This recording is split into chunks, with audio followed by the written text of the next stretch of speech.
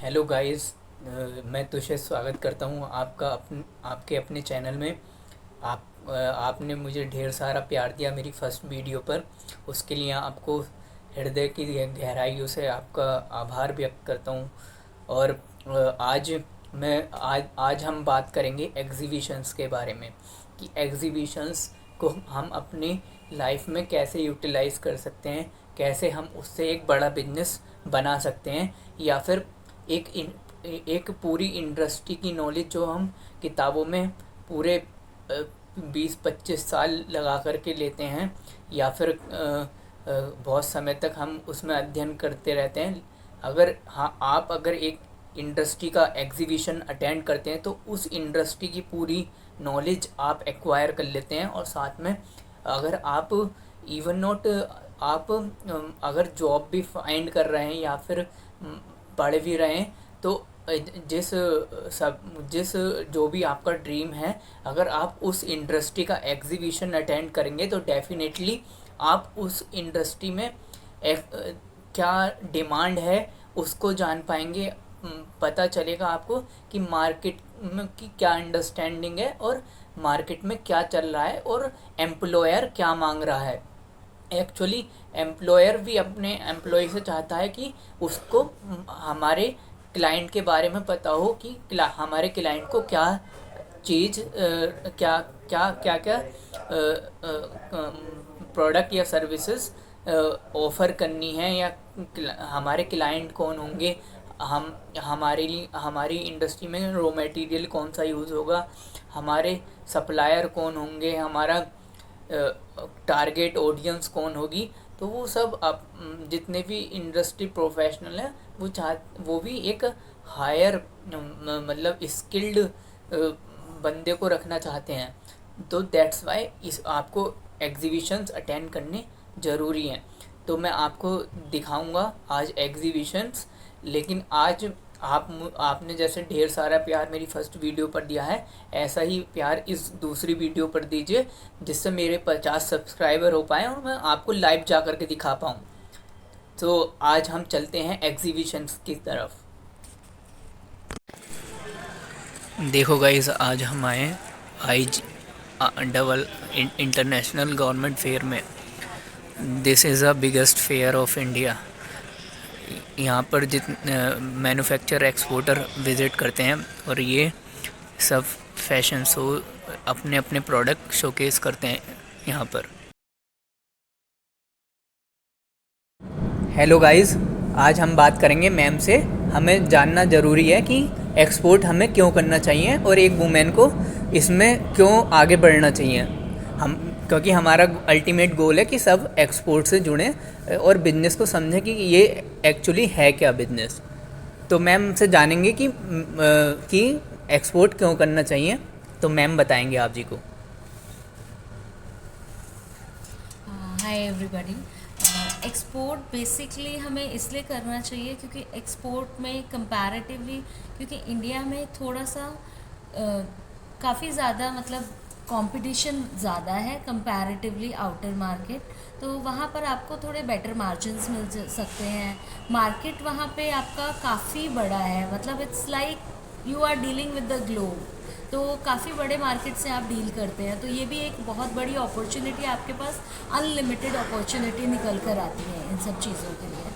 तो बेसिकली और वुमेन को एक्सपोर्ट करना अब आज के टाइम में, बिकॉज वुमेन्स आर वर्किंग और सब अपनी इंडिपेंडेंट हो रही है, तो ऐसे में बहुत ज़रूरी है अगर आप अपना प्रोडक्ट को अगर आप मैन्युफैक्चरिंग यूनिट से हैं, दैट्स अमेजिंग।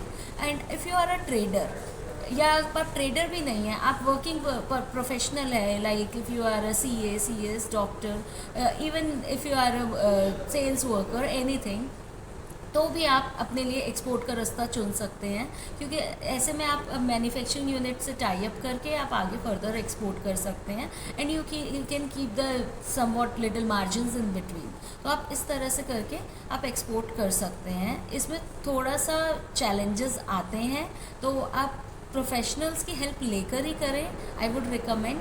तो इससे आपके लिए बेटर रहेगा, क्योंकि कुछ डॉक्यूमेंटेशंस होते हैं, तो ऐसे में आपके लिए डॉक्यूमेंटेशन वर्क आप फ्रेट फॉरवर्डर, CHA वगैरह की हेल्प लेके कर सकते हैं। And I would recommend everybody should export. आप थोड़ा सा इसमें किसी की गाइडेंस लीजिए एंड स्टार्ट एक्सपोर्टिंग। तो मैम से जानेंगे कि हमारा अगला क्वेश्चन रहेगा कि इसमें क्या क्या चैलेंजेस आते हैं, अगर मैम बता पाएँ एक, है ना, कुछ पॉइंट्स।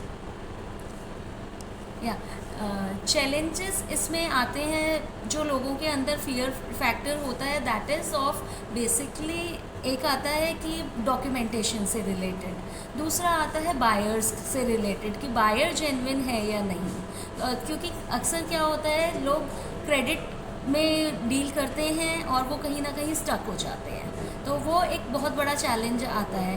तो ऐसे में इन चीज़ों से डील करने के लिए भी हमारी कुछ गवर्नमेंट की ऑर्गेनाइजेशंस हैं, और प्लस हमारे बैंकिंग का सिस्टम्स ऐसे हैं कि आप उस इसमें जब इस तरह के पेमेंट टर्म्स क्या होनी चाहिए, आप उसके बारे में जानिए, तो वो एक बड़ा फैक्टर है। सेकंड थिंग, आपका डॉक्यूमेंटेशन के लिए, जैसे मैंने बताया, आप CHA फ्रेट फॉरवर्ड से कनेक्शन के साथ में अगर आप उसको डील करते हैं, अपनी डील के डॉक्यूमेंटेशन रेडी करवाते हैं, तो वो लोग काफ़ी हेल्प कर देते हैं। प्लस हमारी कुछ ऑर्गेनाइजेशंस हैं लाइक FIO एंड ICC, तो इस तरह की ऑर्गेनाइजेशन एक्सपोर्ट में बहुत हेल्प करती हैं, और ये एक्सपोर्ट को एक्चुअली में काफ़ी बढ़ावा दे रही है।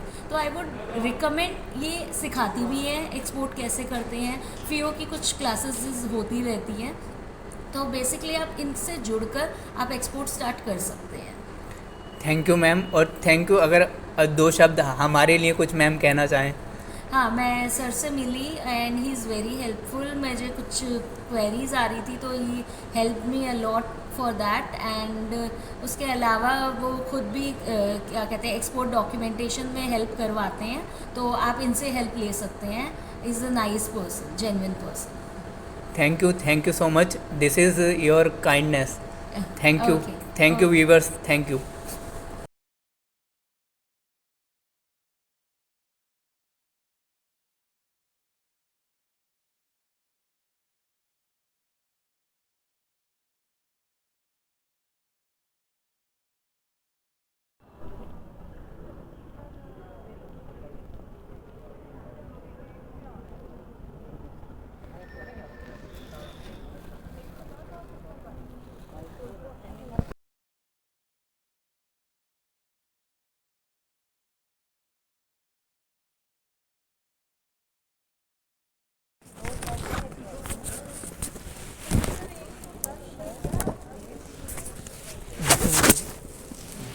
कोई नहीं, लिख लीजिए।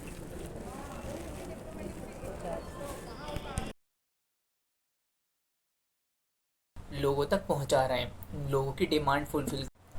दोस्तों, ये एग्जीबिशंस ना सिर्फ जॉब पाने के लिए, बल्कि ये हर वर्ग को, हर वर्ग इसका फ़ायदा उठा सकता है। अगर आप एक छोटे बिजनेसमैन हो, आप रिटेलर हो, तो होलसेलर कैसे बनना है, होलसेलर हो तो डिस्ट्रीब्यूटर कैसे बनना है, और अगर डिस्ट्रीब्यूटर हो तो फिर आप अपना ब्रांड या मैन्युफैक्चरिंग कैसे स्टार्ट करनी है। बहुत सारी इंडस्ट्री, मतलब हर चीज़ की इंफॉर्मेशन यहाँ अवेलेबल होती है। आपकी मशीनरी क्या लगेगी, सब रॉ मटेरियल सप्लायर कौन होगा, और फिनिश गुड कैसे कैसे प्रोसेस होगा, वो सारी इंफॉर्मेशन जो एक इंडस्ट्री के को हम 3-4 सालों में स्टडी करते हैं, वो यहाँ पर एक एग्जीबिशन में 2-3 दिनों के अंदर ही आप ले सकते हैं। यहाँ पर आप किसी भी जो भी एग्जीबिटर है उससे बात कर सकते हैं कि वो उसने कहाँ से अपनी जर्नी स्टार्ट करी और आज वो कैसे यहाँ तक पहुँचा। ये इस एग्जीबिशंस मल्टीपल स्टेज पर आपको फ़ायदा करता है, चाहे आप एक फार्मर हो, चाहे एक स्टूडेंट हो, चाहे एक वर्किंग प्रोफेशनल हो। अगर क्योंकि आपको उस इंडस्ट्री की नॉलेज मिल जाती है और अंडरस्टैंडिंग मिल जाती है कि और सब कुछ मिल जाता है एक तरीके से। और चाहे आप अगर एक फार्मर हो, किसान हो, तो उस अपनी जो भी पौध है या फिर अपनी जो खेती है उसका आधुनिक आधुनिकीकरण कैसे करना है उस खेती का, और ज़्यादा प्रोड्यूस कैसे करना है। और जो जहाँ इंडस्ट्री है उस इंडस्ट्री को कौन कौन दे रहा है, कौन सप्लाई दे रहा है। तो आप इवन नॉट आप सिंगल, आप 4-5 लोग मिल करके एक एफपीओ बना सकते हैं। जो किसान ऑर्गेनाइजेशन होती है, जैसे अमूल है, अमूल ने अपनी दूध की एफपीओ बनाई, जिससे वो आज एक वर्ल्ड वाइड ब्रांड है। ऐसे ही आजकल किसान 4-5 लोग मिल करके एफपीओ बना लेते हैं, या फिर एक संगठन बन जाता है 10-12-20 लोगों का, जिससे वो डे बाई डे ग्रो कर रहे हैं अपने प्रोडक्ट को और सर्विसेज को कर रहे हैं।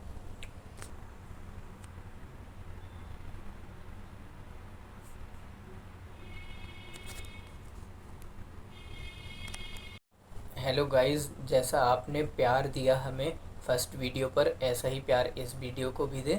और मैं ये जो एग्जीबिशंस की मैंने वीडियो दिखाई है, ये सिर्फ एक आर्टिजन का वर्क दिखाया है, जो छोटे छोटे मतलब जो आगे बढ़ने की कोशिश कर रहे हैं, जो अपने लोकल को ग्लोबल ले जाना चाहते हैं। आर्टिज़न है जो मतलब स्किल्ड आर्टिज़न होते हैं, मतलब किसी भी अप्रैल पर आर्ट का वर्क करते हैं, जैसे लेस का वर्क हो गया, या फिर मधुबनी आर्ट करनी है, वो सब आर्टिज़न है। और मैं आपको इसके अंदर भी लेकर के जाऊंगा। आप मुझे 50 सब्सक्राइबर इस वीडियो पर कराएं, मैं आपको डेफिनेटली कल लाइव दिखाऊंगा फिर अंदर से एग्जीबिशंस गारमेंट का।